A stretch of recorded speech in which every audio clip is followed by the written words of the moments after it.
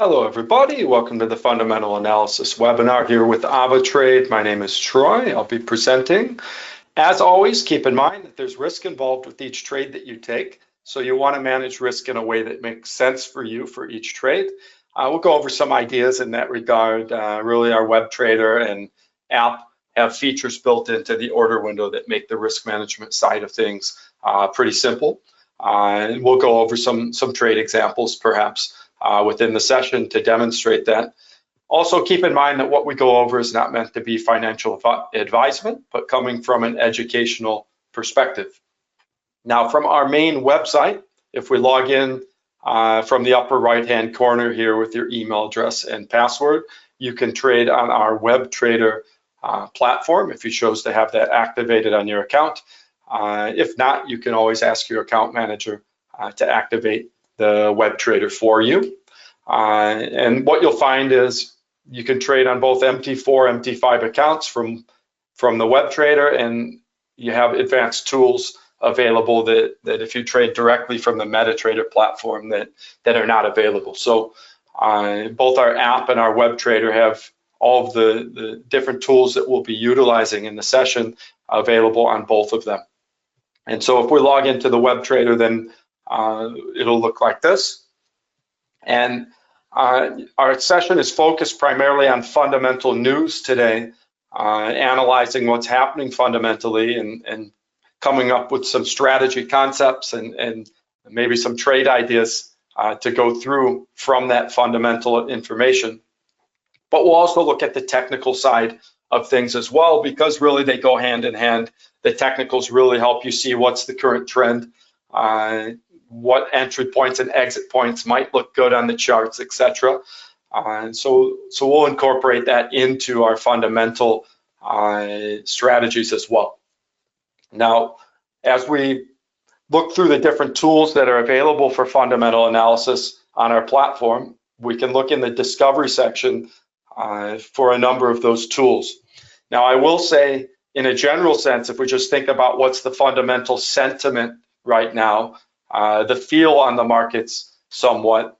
Yesterday was a bit of a recovery day on the markets for the equities. Gold dropped as fear dropped, and the stocks, the individual stocks and the major indices had a bit of a rebound bounce day.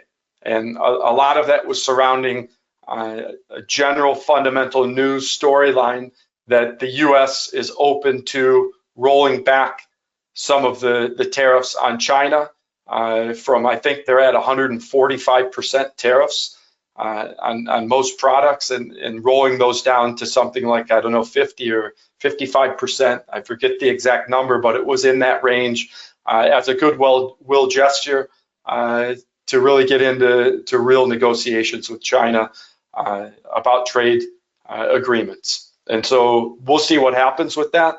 But that was a large part of the positive momentum yesterday on the equities, and kind of the drop in the volatility index went along with that, and the US dollar strengthened a bit on that news as well. Now, with that as a backdrop coming into today, it's a bit more flat today because that excitement is kind of gone, and we're waiting to see, okay, what's the next move then? Is there something actually going to happen with the tariffs or not? The US says they've got some deals on the table that they're working on, maybe as many as near 20. 18, I think, is the number I saw, 18 different countries on paper with deals. And so those deals might start to be announced in the coming days, coming weeks. And that might help the markets from a fundamental perspective gain some clarity. And usually clarity usually tends to lead to less fear, but we'll see. Now, more immediate, what we can look at with some of these tools would be what are the economic announcements that are happening maybe right now, today. And so let's look at that, because we don't have a lot of momentum on the market. I mean, the market's pushed down a little bit today, kind of giving back some of the gains from yesterday. When I say markets, I mean the equities, the stocks, the major indices. And maybe the US dollar is giving back some ground to the euro and the pound, etc., kind of reversing part of, not all of, what happened yesterday. And now kind of the market's in a little bit of a wait and see. What we do know is Google reports their earnings after market close today, after the US market closes. And so we'll be looking at the effect of the Google earnings numbers more going into tomorrow than really on the markets today. That's the major company. A lot of companies are reporting their numbers today, tomorrow, etc. But Google's the biggest one that I see, and that's at market close today. So we could take a quick look at the chart for Google and maybe some recent news. But first, let's look at some general announcements on the economic calendar. Now, if we jump to today's date, and you can filter this by country, okay, and by level of importance of the announcements. I have medium and high level announcements, and I have the major economy countries selected here that most are interested in trading on. And so some announcements came in today, some mixed numbers out of the EU. Those movements may have already played out from those numbers coming in, but we do have US announcements coming in just a couple hours time, 2.5 hours, or a little bit less than that. Now, what we see are a couple high importance announcements, and basically this column that says high importance, what that's telling you is you can probably expect a little more effect on the currency pairings with the US dollar with the high level announcements compared to the ones that might be marked low level, for example. And so if you haven't used an economic calendar, it's pretty basic. It shows the prior numbers, the forecasted numbers for today's announcements, and the actual numbers once they come in. Okay, and so what we're looking at here is for the initial jobless claims and the durable goods.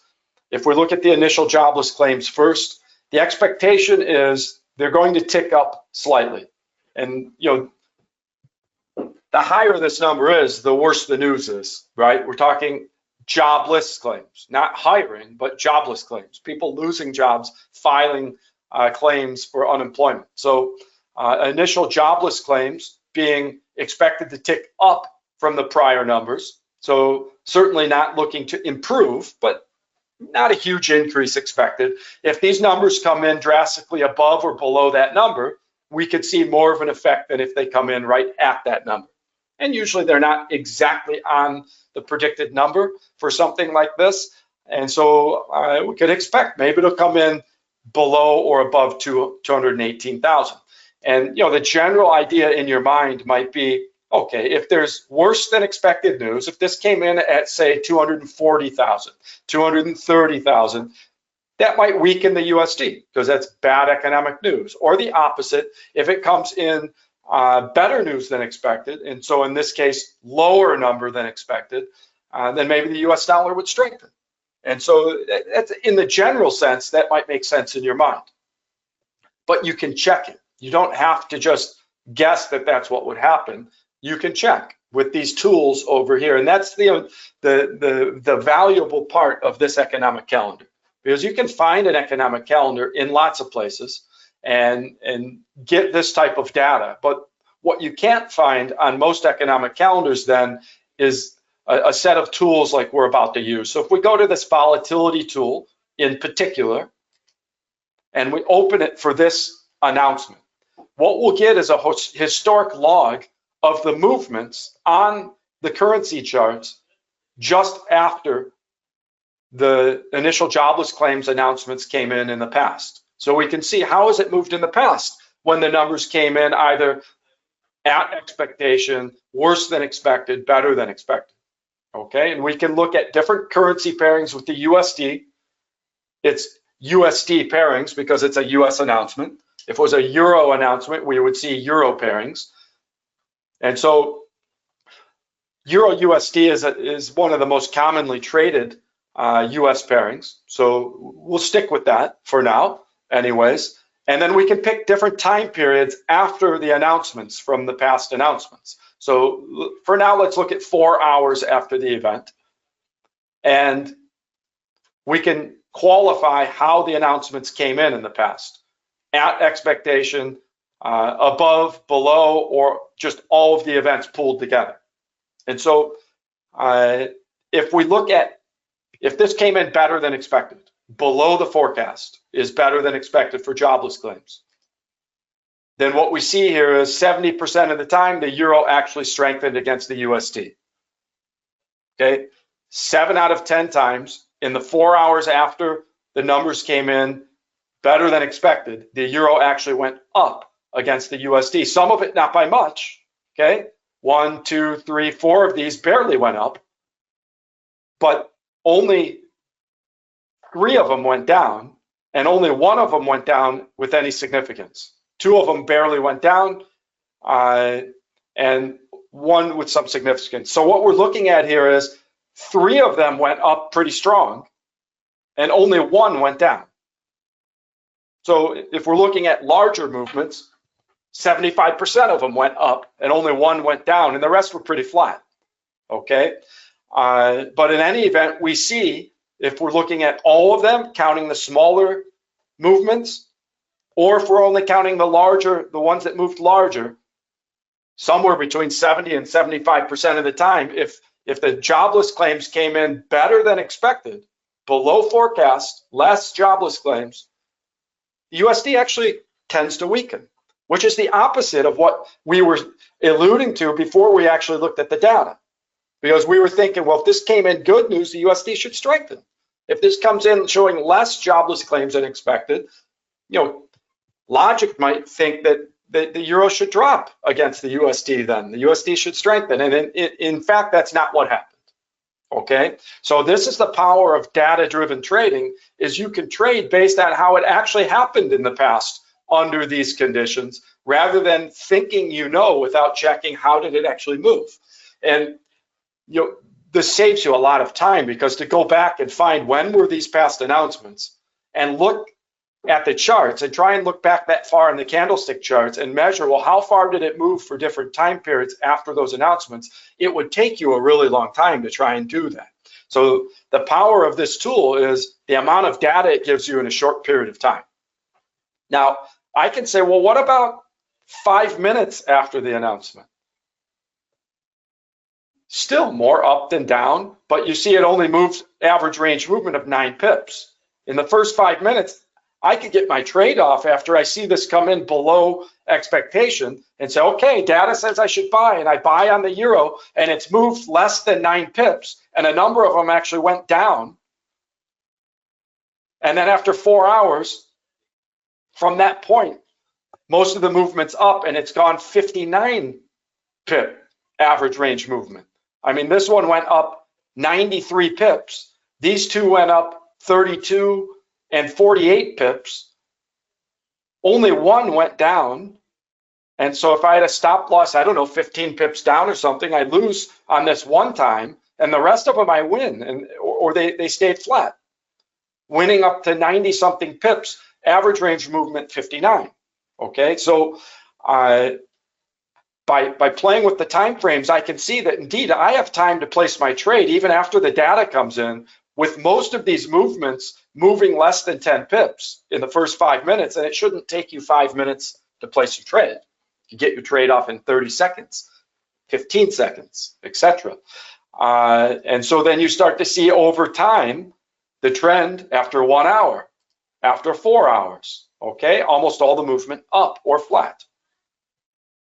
Okay, so that's if it comes in below forecast. What if it comes in above forecast? 50-50 movement. So that's interesting. If it's actually bad news for the US, higher jobless claims than expected, it's 50-50 after 4 hours. Half went up and half went down. So if this comes in above forecast, based on this past data, I probably don't want to trade. I'm probably going to sit it out.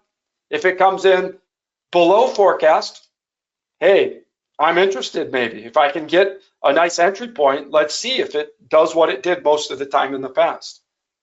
Okay, so just an example of how you can trade on this data as it comes in. Now we could check the durable goods orders and see maybe it's reacting stronger off the durable goods than the initial jobless claims, because you see they're coming in at the same time. So maybe part of the reason why those movements didn't make sense, with bad news, or with good news, the USD weakened, and with bad news, it stayed flat, maybe because it's reacting to the durable goods orders and not the initial jobless claims, because those announcements are at the same time. So if we take a look at this announcement and say, if this comes in above forecast, which is considered good news, with durable goods orders higher than expected is good news, whereas the initial jobless claims higher than expected was bad news. So just in your mind, understand if this is above forecast, that's good news for the US.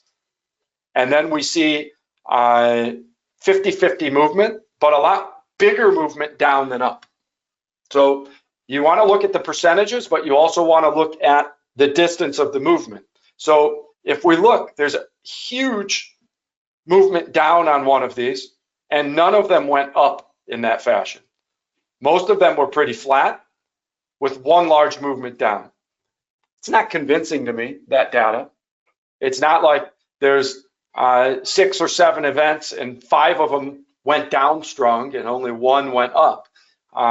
Really only 1 went down with a strong movement, the rest were pretty flat. So there's not a huge reaction to this data when it's coming in above forecast. There just has not been the majority of the time.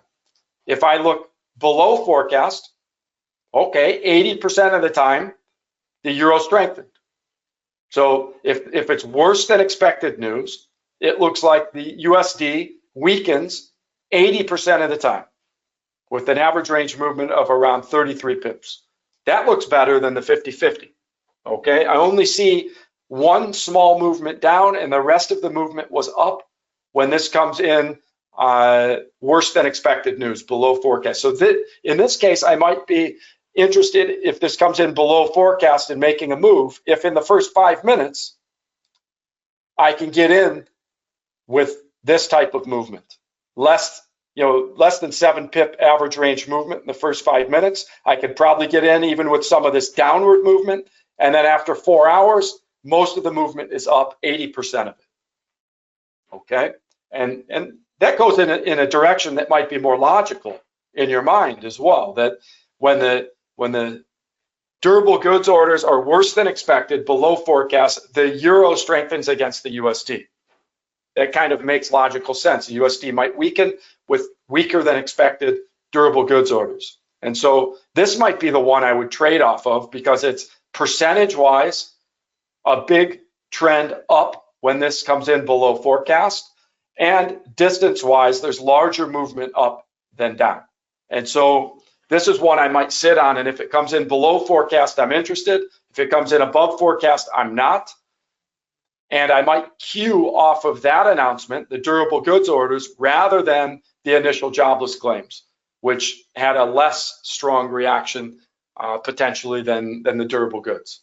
Okay, so just some nuances that you can look at when there are more than one large announcement at the same time to see which announcement is it really queuing off of the most.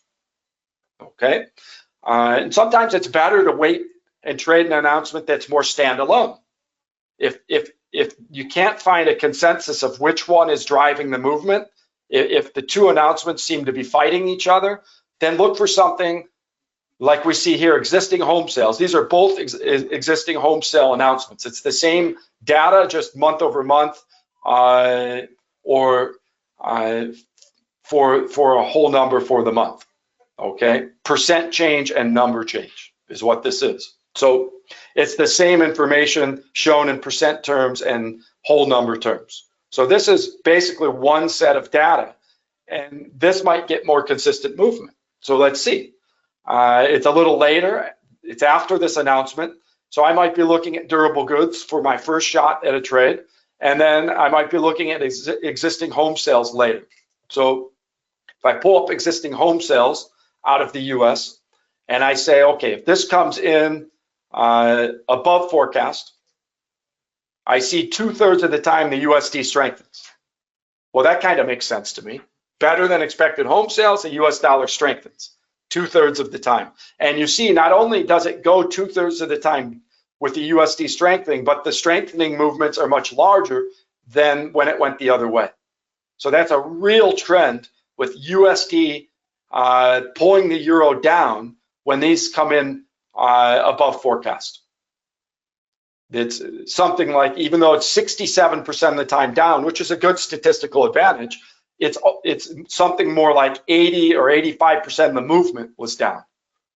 The red is much larger than the green movements that went up. So it went down more often and it went down larger than the upward movements. So it's two things at the same time. This looks like a relationship I would be interested in trading on. Okay. If in the first 5 minutes, it's almost 38 pips after 4 hours, average range movement. In the first 5 minutes, it's about 6 pips. And look how many of them had a false move in the first 5 minutes. It spiked up 5-6 pips. Most of these spiked up with a couple trailing down. And after 4 hours, all of them went the other way pretty much, except for one that ended up 20 pips up. Excuse me. So if your stop loss is 15, 20 pips away, you might have lost on one after 4 hours. Everything else went down. Okay, so you can see from this data, you wouldn't have won every time, but you would have won the majority of the time following that strategy. So if this comes in above forecast, I'm looking for my entry point in that first 5 minutes and maybe going in the direction that the data shows it has been moving when there's better than expected home sales in the US. Okay, what if this comes in below forecast? We see the exact opposite happen, right? 80%, the euro goes up against the USD after 4 hours. And so this is where there's nothing combating this relationship, because there's only one set of announcements here. It's all related to the housing at this time today. And there's a direct relationship. If it comes in below forecast, the euro goes up 80% of the time. Only one had any significant move down. Okay, and the percent movement is up more often, and the average size of the movement, the largest move was up as well, 35, almost 40 pips, whereas the largest move down was about 20 pips.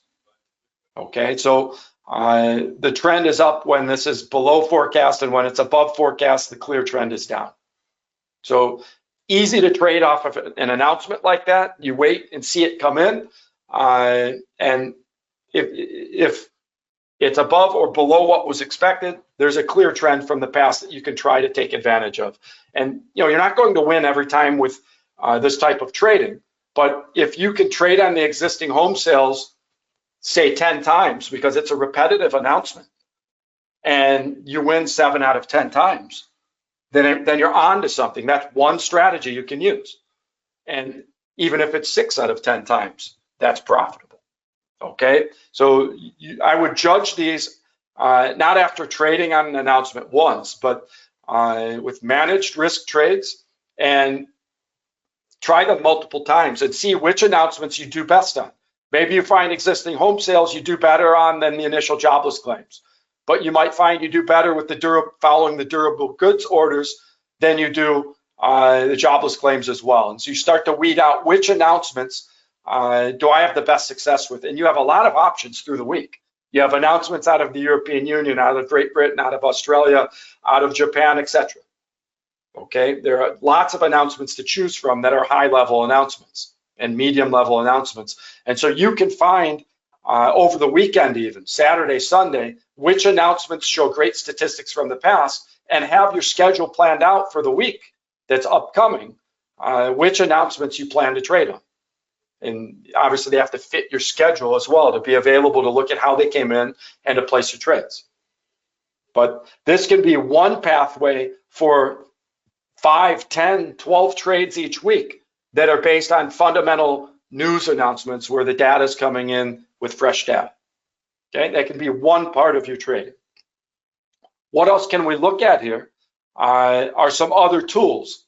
But before we move on, let me pause and see if there are any questions that I can answer. I do see one that came in. Yes, the question is if there will be a replay of the announcement. The person unfortunately already had to leave. I wish I would have saw the question sooner. All of these sessions are recorded and uploaded to our YouTube channel. So by tomorrow, this session will be available on our YouTube channel, and you go back through and pause it and play it over to make sure you're catching everything that we went over. Very good question, and I hope he checks back in so he can get that information for himself as well. All right, so any other questions, also please type them. I'll address them as I see them. And so what other tools can we utilize to assist with fundamental analysis? So if we come over here, we can go to what's called our Market Buzz. And again, these tools are not about necessarily giving you information that you could find somewhere else. You could do a Google search. You could search for information on all of these different instruments that we trade on and try to find the most recent articles, and it might take you all day to do that. But here you can find the most recent information with just a few clicks. So if I want to know, hey, what's going on with NVIDIA? And the bigger the circle, the more they're trending online, the more information we've found. So maybe I'm interested in NVIDIA and trading when the US market opens on NVIDIA. So I click on that option in the pictogram, and it loads a page dedicated to just NVIDIA. And so right away, I can see a technical prediction. Price may rise 21.3%. I can get the technical signal. It shows exactly the price levels where you might take profit. That's the green zone. It shows the pivot line, which is the blue line here. If it goes the wrong way, it says if it drops below the pivot line, then you might think about selling instead. So that means if you're buying, you might have your stop loss just below that pivot line. And if you have a pending order down here to sell, that might make sense as well, because if it breaks below the pivot line, it establishes a downtrend. So you have the technical signal here showing, if you do buy, where you might take profit, and it explains the technicals, why that is recommended. And then you also have fundamental news here to read what's the most recent news coming in, and does it support the technical prediction that the expected movement here is up. And we can talk about a few things here with this trend analysis.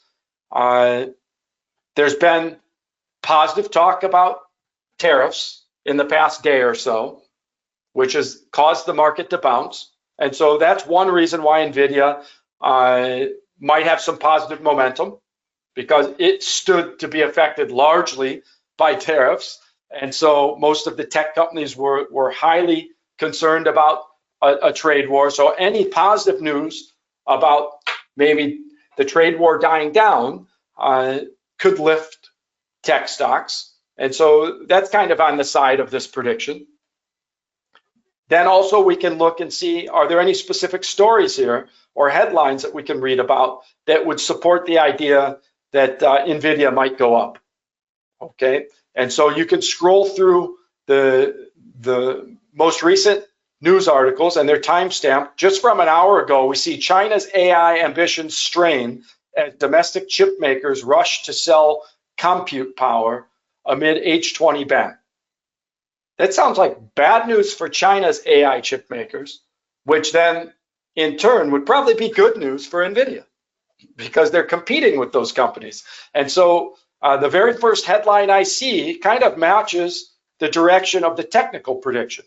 So if the technicals say it will rise, and then you start to read these stories, and you can click it to read the whole article. So I can see exactly where did this article come from, and I can read the article for myself to see if indeed I think it's significant or not. Okay, and so I can look through and quickly find multiple articles about NVIDIA and see, does that feel like positive momentum as well? And if all of them kind of line up together, I find 2 or 3 recent articles that are good news about NVIDIA.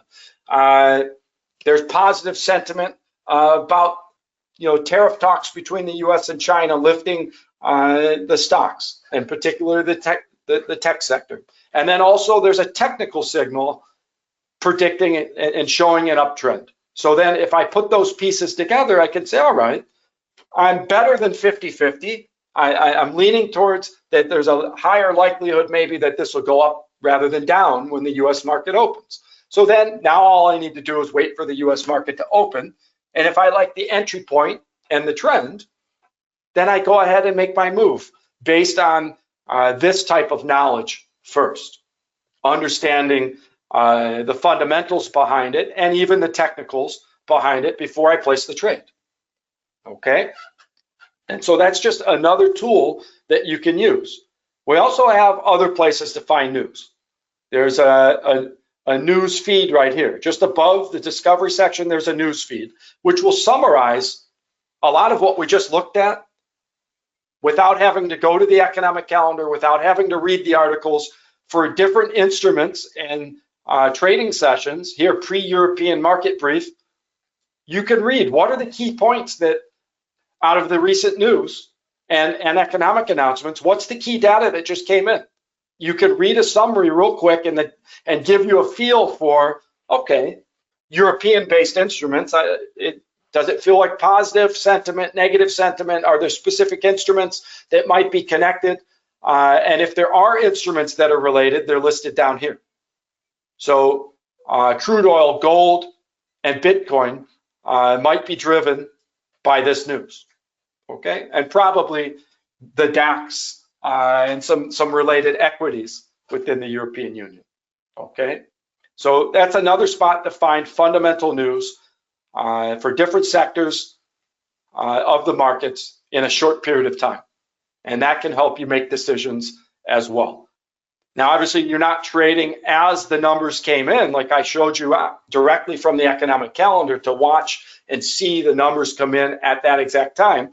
You're reading about it after the fact here, but it still can help you decide what do you think the overall sentiment is for the day. Okay, is there positive momentum or negative? These summaries can really help you decide that in a pretty short period of time. Now, if we want to take a look at some charts, okay, I could start with something like Euro USD. The US dollar was strengthening yesterday with the positive sentiment. And by the way, it weakened a ton when the trade war fears first came out. So if the US dollar weakened a lot with the trade war fears, then if there's some optimism about that situation now, and it makes sense why the US dollar started to strengthen again yesterday. Now it's pulled back a little bit again today, which could be an opportunistic entry point then. These are some lines I drew from my technical webinar yesterday. And so it looks like the euro indeed did climb back up. And so I'll just get rid of some of these technical schematics that I drew. And we can see here that euro's climbing, which is what we might expect from a fundamental perspective. Over the last 6 hours, we got a bounce up. We could minimize this and actually click on the signal. What's the technical signal right now? It's to sell the euro against the USD. And so, listen, the USD strengthened a lot. We see the euro climbing back up against the USD, which when there's such a rapid strengthening of something, you can expect that. And that's kind of what I'm alluding to. As the markets pulled back down a bit today, you could expect then the euro to climb back up a bit against the USD. And maybe this gives you an entry point. If you feel that positive sentiment is still there, gives you an entry point to go with a potentially strengthening USD again. And so I know the US announcements haven't come in yet, but you could preemptively feel that maybe those announcements could be on the positive side and help the USD strengthen. Now, that's just a guess, right? We don't know how those announcements will come in, but we know there's the potential there for large movement, and because there are big announcements coming, and that already there's some positive sentiment there that strengthened the USD yesterday. So if I'm preemptively trying to guess how the announcements might come in, then I probably want my risk management to be done in some unique way. And so what we see is we have the option for AvaProtect.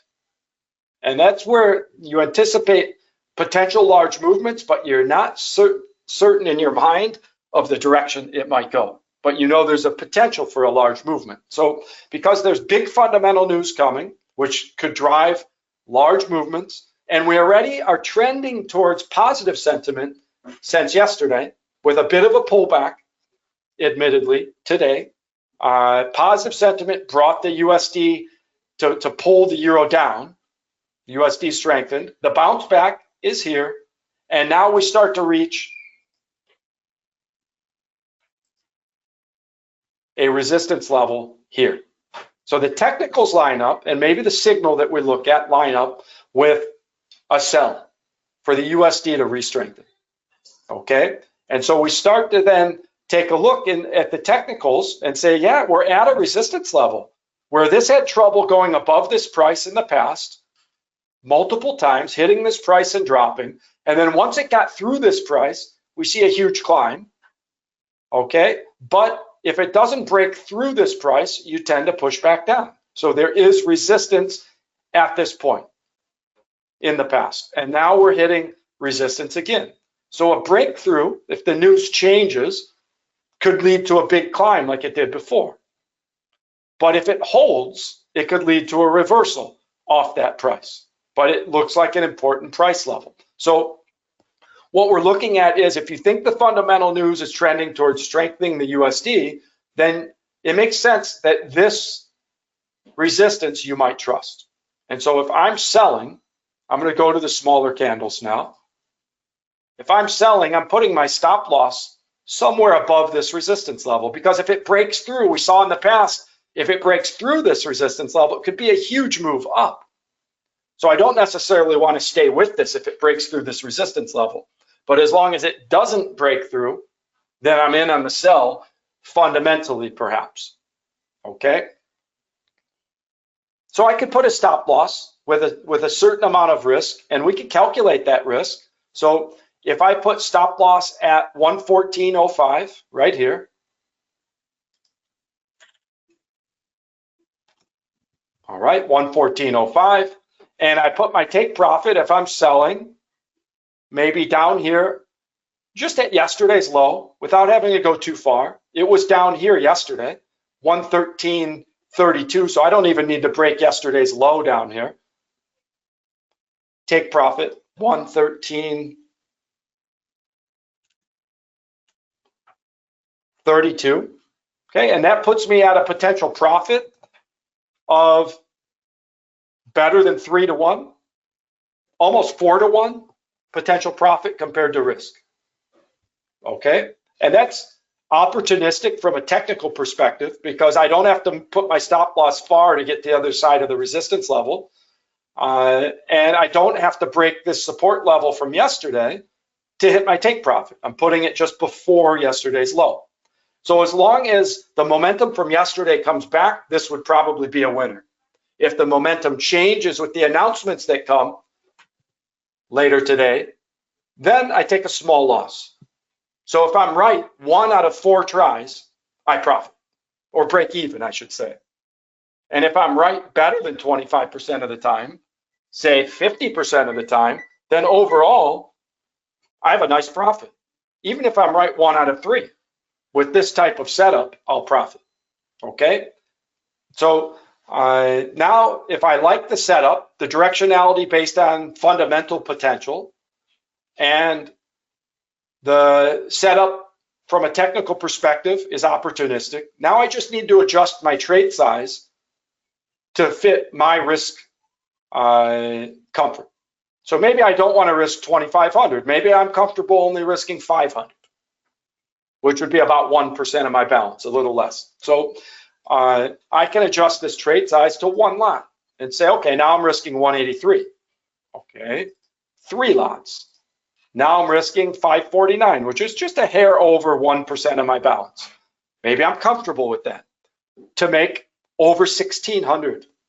Okay, so if that's the setup I'm happy with, then I sell. So there are no surprises. I know how much I'm risking, around 1% of my balance. I know if I lose, I'm not going to be upset. I know my potential profit is near 4%, and that would be a nice return for me. And it seems like I should be able to be right on a move like this. If the fundamentals go my way at least half of the time, I should be able to win 50% of the time, which would be more than enough with the risk reward with this setup to be profitable in the long run. Okay, so this is an example of combining the potential of the fundamental news even before it happens. The announcements didn't come yet. Also using what we know about fundamental news that already occurred, positive sentiment that strengthened the USD yesterday, and that news still exists. Nothing changed. Trump didn't come out and say, never mind, I'm not going to lower the tariffs. It's still on the table. They're still saying that they will potentially lower the tariffs significantly for China. So there's still reason for optimism with the US stock market and maybe for the USD to strengthen back like it did yesterday. So the fundamental news feels like it's on our side. And we lined up the technicals, and we know there's big news coming later today that could swing this either in our favor or not. So we're using a stop loss in case those announcements go against us later today, but knowing that there's good potential that this could be a winner.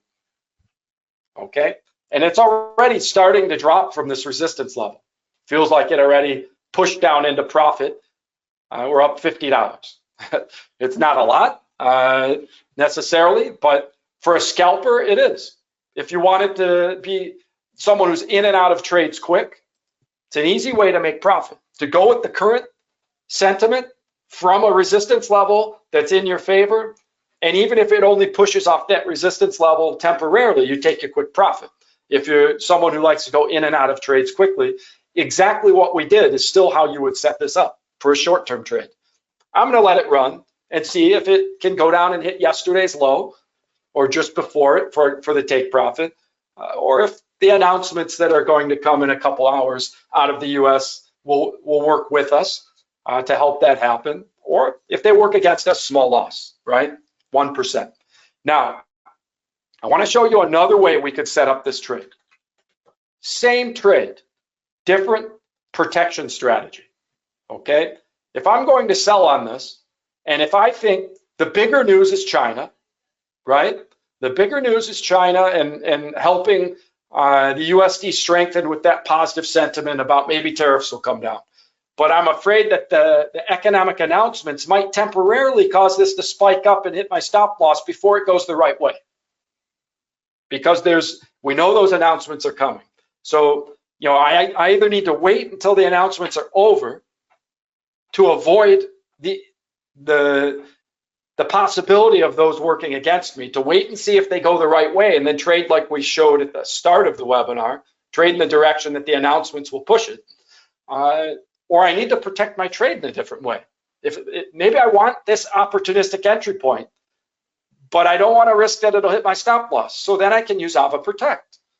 I can say, all right, I'm not going to put a stop loss. I'm going to protect for a time period that gets me past those announcements. Okay, 6 hours would do it. I could protect for a day also to tomorrow. Just depends on the cost now. So if I'm willing to risk 1% of my balance, like I did with the stop loss on the first trade, in this setup, I'll risk the same amount. Okay, 513, same thing. It's about 1% of my account. I can take a 2-lot trade and protect it for 6 hours. The difference is I pay that up front, but now for 6 hours, I don't have to worry if those announcements cause it to hit my stop loss or go flying the wrong way. I don't lose anything more. I'm only down the 1% or so that I paid for the protection. My take profit, I can put it at the same spot, 113.33 or 113.34. And my profit potential is about double what I'm paying for the protection. Okay. When I'm using AvaProtect, because of the cost of the protection, I tend to want to trade a little longer. Because if I go from 6 hours to 1 day, the cost of the protection doesn't double or triple. It only goes up by a fraction. If I go from 1 day to 2 days, the cost of the protection only went up from almost 900 to about 1,000. So very little increase in cost as I increase the length of the protection. So now I can say, okay, when I trade with this type of risk management, I'm going to go, since I'm going with the bigger news about tariffs that could take a couple days to come to fruition, but boy, if there's a deal, if just the idea of maybe a deal strengthened the USD, if there actually is a deal in the next couple days, it could really strengthen the USD then maybe further than just to today's pulling the euro down to yesterday's low. Maybe we should look bigger. So with 2 days protection, now I can start to look and say, maybe I think this could pull the USD down if we look at 1 day candles. Maybe this could come down to something like a support level down here. Okay, maybe that would be big enough news. I mean, a deal with China, that's huge news if that happened in the next couple of days. So it probably would break this support level if it was going to strengthen the USD with momentum. Maybe I'm looking more like down to this point, where this was a resistance level on the 1 day candles and then it broke through. So down around 111.55. And so now I start to look and say, even if I go to 112, that's up here. Doesn't even have to get there, just needs to break the support and push down some, not even reaching this support level here to get to 112. Now look at the profit potential. 3,700, 1,000 for the protection. That's almost 4 to 1 ratio. Now I only need to be right about 25% of the time to break even, right? So let's lower the lot size. Now, for 2 days protection, it's still only about 1% cost in my account.